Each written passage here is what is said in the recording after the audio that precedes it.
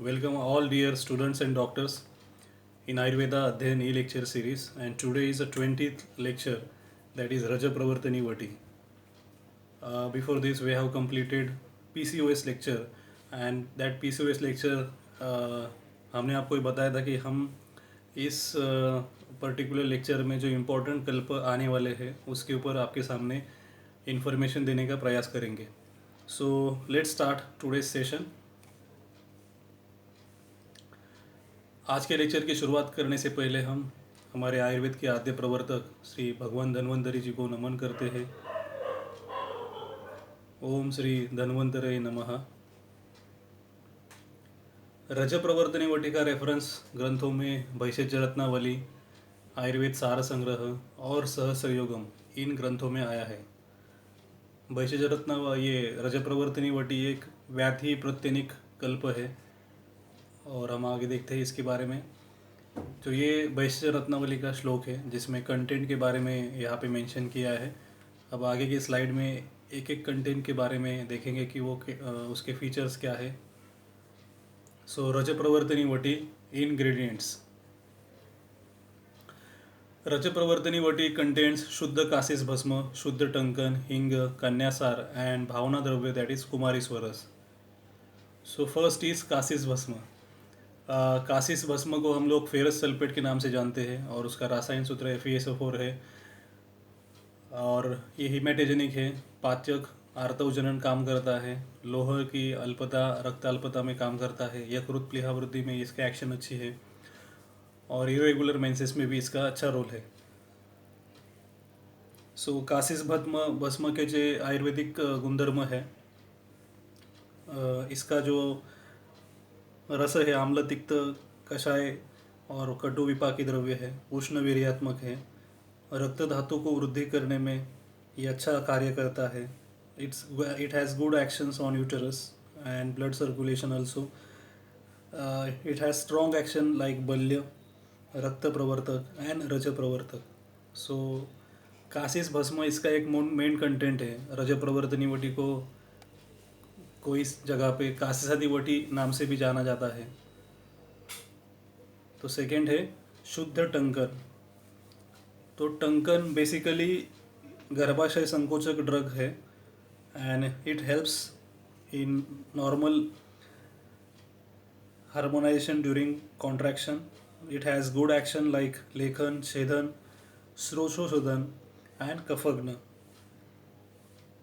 So will go to the next, that is Kanyasar. Kanyasar has Katu Tikta and Shita Viryatma Katu Vipaki. It has good action like Garbhashay Shodhan and Artaujanan. And this is Hingu. Hingu has strong action like Vatanuloman, which helps in normalize and function of Apan Vayu.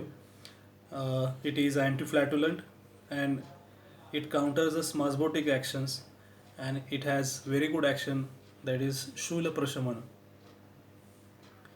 Kumari is a bhavana dravya. It acts on a liver. So Raja Pravartani Vati Gunadharma. Raja Pravartani Vati, it is acts on female genital parts. So as per the content which its ingredients has, it having Katu Tikta Ras and Vipak is Katu, Virya is Ushna, having properties like Gunadharma, Guna, Laghu, Snigdha, Tikshna, and its Karya is Kapha Dosha Shamak, Vata Shamak and Pitta Vardhak. So how does this action take place? By Tikta Ras and Tikshna Gun, it removes Trotarod and facilitates the flow of Vata, and because of Katu, Vipak and Ushna Virya, it pacifies and aggravates the Vata, and this allows the painless flow of Artha. So Raja Pravartani Vati is useful in all gynec disorders. So we'll go to the further or to study medical uses of Raja Pravartani Vati. Before that we'll try to study Matra, Anupana and Kal. In oligomenorrhea, menorrhea, dysmenorrhea, we can use Rajapravartini Vati. In amenorrhea, 500 mg twice daily. Oligomenorrhea, 250 mg to 500 mg twice daily. In dysmenorrhea, 250 mg to 500 mg twice daily. And its maximum dose is 1000 mg per day in divided doses. BT dose is recommended with warm water or Gorakhmundi Kwath, that is decoction, and indicated as it has to be taken and after food. So let's try to study medical use of Rajapravartani Vati. So as per text reference of Bhaishyaja Ratnavali Grantha, it is indicated in Rajorodh, Rajoshul and Kashtavtav. So how it is action in this condition? So we'll try to study first amenorrhea. So there are two types of amenorrhea, physiological amenorrhea and pathological amenorrhea. So Rajapravartani Vati having good action in amenorrhea. How it is, इसका जो action generally कैसा है, हम इस के बारे में अभी जानकारी लेते हैं. रजप्रवर्तनी वटी, इट्स नेम इंडिकेट्स रज प्रवर्तन, मतलब वो प्रवर्तन करती है. It induces menstruation and promotes a menstrual flow. इसमें जो इंग्रेडिएंट है दैट इज कासिस, भस्म और हिंगू. तो इसकी मेन एक्शन है हैविंग आर्दवजनन property, and this action also helps to treat oligomenorrhoea also, and it should be given with along with कुमारी सोरस. तो कुमारी सोरस देने से इसका जो एक्शन है वो अच्छा होता है. इन अमेनोरिया कंडीशन इसका डोज जो बताया है 500 mg BD, and it's given until the patient get menstruation, when patient get periods with proper flow, and then it should be stopped for 10 days and then it should be started, and it should be repeated for 3 to 6 months to normalize a menstruation cycle. So ये इसके action जो content है इसमें जो मैंने नाम लिया अभी, कासिस, भस्म, हिंग, जो उसकी प्रॉपर्टी है उसकी वजह से इस कंडीशन में ये अच्छी तरीके से काम करती है. Second is dysmenorrhoea. Dysmenorrhoea that is painful menstruation. तो Rajapravartani Vati should given in this condition, and so if it is pitta associated symptom, so we cannot give the Rajapravartani Vati. It should be given only in Vata Kapha condition. In such a cases, patient feels menstruation flow and obstructed or discomfort during menstruation, or scanty menses or light menstruation. So it contains Hingu, which having antispasmodic action, and also other contains also ardhavajanan property, so it promotes menstruation, also decreases the pain. If patient having pitta symptoms or pitta pathology, and there is an increased flow or heavy bleeding, in such a condition we should not give Rajapravartani Vati. In this condition we have to give rasa Sudshekar ras with Praval Pishti. So we'll go to the next.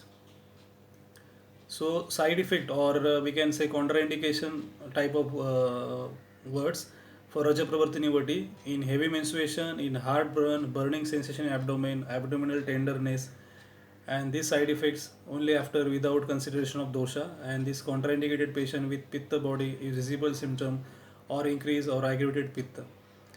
तो इन condition में हमें रजप्रवर्तनी वटी का उपयोग नहीं करना चाहिए. तो summary, it's very, we can say small ingredients, having only 3 ingredients in this kalpa. Rajapravartani Vati is Vyadhi Pratyanik Dravya for all type of Raja Vikar, amenorrhea, oligomenorrhea. तो मैं क्लिनिकल बातें कुछ आपके सामने शेयर करना चाहता हूँ एज पर माई clinical practice. रजप्रवर्तनी वटी के बारे में मैंने PCOS के लेक्चर में बोला था कि इसको यूज़ करने के लिए आप पेशेंट की हिस्ट्री प्रॉपर लीजिए, और पेशेंट जैसे हम मॉडर्न मेडिसिन में कोई टेस्ट डोज देते हैं फिर दवाई देते हैं, तो इसमें ऐसा तो करने के लिए हमें कोई चांस नहीं है. But as per condition of physical condition जो अपनी है, प्रकृति, दोष, नाड़ी परीक्षण, ये सारी चीज़ें अवस्था आप जान लीजिए. वात कफ कंडीशन रहेगी और पेशेंट पित्त प्रकृति की नहीं रहेगी, इस प्रकार के अमेनोरिया में आप इसको यूज़ कीजिए. नहीं तो पित्त प्रकृति की रुकना रहेगी और पित्त संप्राप्ति रहेगी, और उस कंडीशन में मैंने अगले लेक्चर में, मतलब जो PCOS के लेक्चर था उसमें उल्लेख किया था, कॉम्प्लिकेशंस ज़्यादा होते, PV ब्लीडिंग ज़्यादा होता है और वो अनकंट्रोल होता है. अर्ली जो पीरियड था मेरी प्रैक्टिस का, उसके सामने मेरे सामने कुछ ऐसे पेशेंट आए थे जिसमें मैंने देखा था कि उनकी हिस्ट्री थी कि इनको किसी ने रज प्रवर्तनी वटी दी थी, और आफ्टर टेकिंग द रज प्रवर्तनी वटी उनको बड़े अस्पताल में जाके डीएनसी तक करना पड़ा था, और फिर उनको 3-4 साल तक कंसेप्शन नहीं कर पाए, ऐसे ही मेंस्ट्रुएशन डिसऑर्डर और काफ़ी सारे प्रॉब्लम में जाना पड़ा। तो ये सारे इसमें प्रॉब्लम्स हैं। रज प्रवर्तनी वटी एक अच्छा मेडिसिन है, बट उसको हमें प्रिसाइजली यूज़ करना चाहिए। इस लेक्चर की समरी के बारे में हम बात कर सकते हैं। तो ये सारे कंडीशन में आप फिर से मैं रिपीट करूँगा कि दोष कंडीशन, दोषावस्था देखने के बाद ही इसका उपयोग कीजिए। ये ऐसा नहीं है कि जनरल प्रैक्टिस जैसा कि फीवर का पेशेंट आया, आपने कुछ एंटीबायोटिक दिया, तो अमेनोरी का पेशेंट आया और आपने डायरेक्टली रज प्रवर्तनी वटी दे दी, तो ऐसा नहीं होना चाहिए। और ऑब्वियसली रज प्रवर्तनी वटी should not be given in lactating mother as well as in pregnant ladies. ये कॉमन सेंस की बात है, बताने की ज़रूरत नहीं, but has to be mention here because comment box में आएंगे, सर इसकी कॉन्ट्राइंडिकेशंस क्या है, प्रेग्नेंट लेडी में दे सकते हैं क्या, इसमें दे सकते नहीं है क्या। सो आई हैव मेंशन दैट। सो ये रज प्रवर्तनी वटी के बारे में है। तो इसके साथ आप कुमारी स्वरस, एक कुमारी का स्वरस का अनुपान दे सकते हैं, या गोरख मंडी कौत का भी दे सकते हैं। एंड अनुपान की उपलब्धता नहीं है तो कुमारी आसव, ये एक मेडिकल में हमारे आयुर्वेद का एक मेडिसिन है, उसके साथ आप देते हैं तो उसके रिज़ल्ट आपको जल्दी मिलते हैं और अच्छे मिलते हैं। तो रज प्रवर्तनी वटी कितने दिन देनी है, ये एक बड़ा प्रश्न है। तो रज प्रवर्तनी वटी देने के लिए जो पहली कंडीशन दी है कि मेंस्ट्रुएशन स्टार्ट होने के बाद उसको आप स्टॉप करना चाहिए, और आगे वाली कंडीशंस में रज प्रवर्तनी वटी देना है कि नहीं देना है, इसमें दो मत प्रभाव है। एक मत परंपरा है, वो बोलती है कि जैसे मैंने इस लेक्चर में मेंशन किया कि 6 महीने तक दीजिए, 7 महीने तक दीजिए, but as per my opinion, क्या जो मैंने अभी तक प्रैक्टिस में अनुभव किया है, कि उसके बाद आप बाकी की मेडिसिन हार्मोनल रेगुलेशन के लिए यूज़ कर सकते हैं इंस्टेड ऑफ रज प्रवर्तनी वटी। मीन्स इसके बदले आप बस्ती है, ये मात्रा बस्ती, उसका उपयोग कर सकते हैं। रज प्रवर्तनी वटी को लॉन्ग टर्म तक देना थोड़ा सा उचित नहीं लगता है, बट मेरी मेडिकल कंडीशंस पेशेंट के देख के, दोषावस्था देख के आप उस पर उचित निर्णय ले सकते हैं। एक लेक्चर में बात करना एंड क्लिनिकल प्रैक्टिस में पेशेंट को दवाई देना, दोनों डिफरेंट बातें रहती है। तो वहाँ पे आपको खुद को डिसीजन लेना है एज पर दोषा condition of patient. So this was the little information of रज प्रवर्तनी वटी।